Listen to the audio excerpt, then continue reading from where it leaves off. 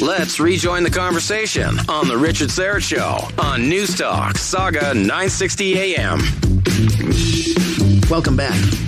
I think it's been about a quarter century since the Senate voted down a piece of legislation. This may be one of those rare times when they do it again, and this has to do with something that's been referred to as the cell phone search bill. It's a Bill S7, an act to amend the Customs Act, and it would basically, it outlines grounds to or for searches of travelers' cell phones, tablets, and laptops by the Canada Border Services Agency. It would permit officers with a, get this, reasonable general concern of criminality, whatever that means, a reasonable general concern of criminality to demand that travelers surrender their passwords under threat of having mobile devices seized by the agency. Here to discuss is Senator David Wells.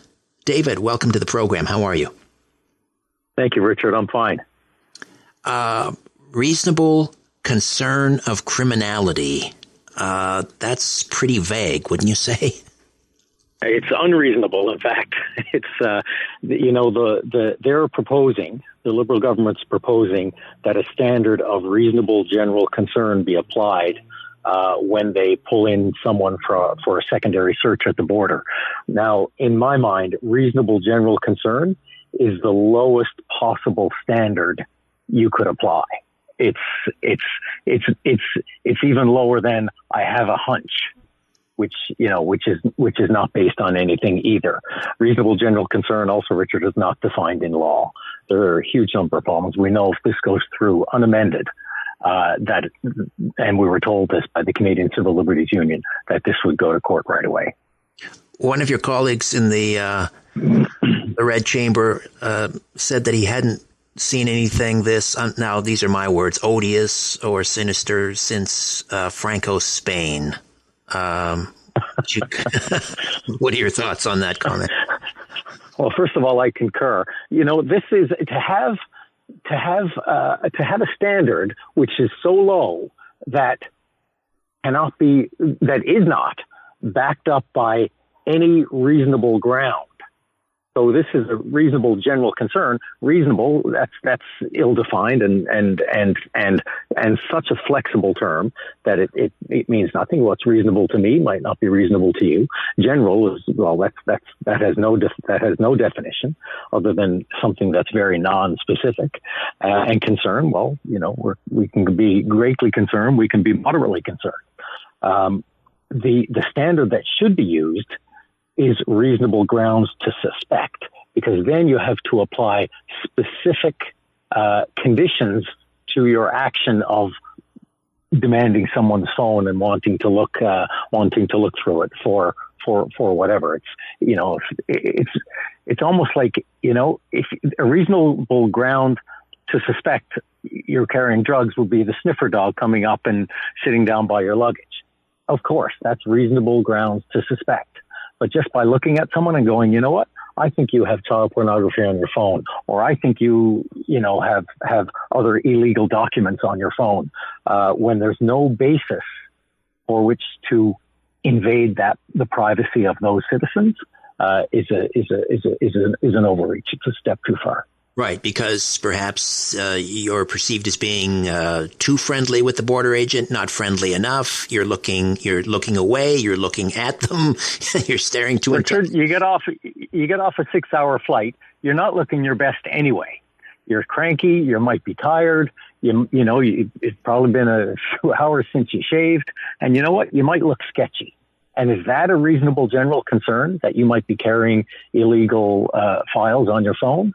And they pull you in and they go, okay, we want to see your phone. And on that phone, nowadays, you have your whole life, your laptop or your iPad or your cell phone. You might have your whole life, your bank statements, your personal messages, your personal photos, privileged documents that you may have with your lawyer or your doctor, your health records. And so now, based on the lowest possible standard, these are all subject to search. What about there's another concern here. That's the danger. Right. There's another danger I would suggest, and that is we have seen government institutions or just institutions sort of weaponized, politicized. We've seen the RCMP, I would suggest politicized. We have seen charter banks politicized, various police services perhaps politicized. What's to stop the politicization, the weaponization of the police border agency and having this act used to, to spy on political opposition?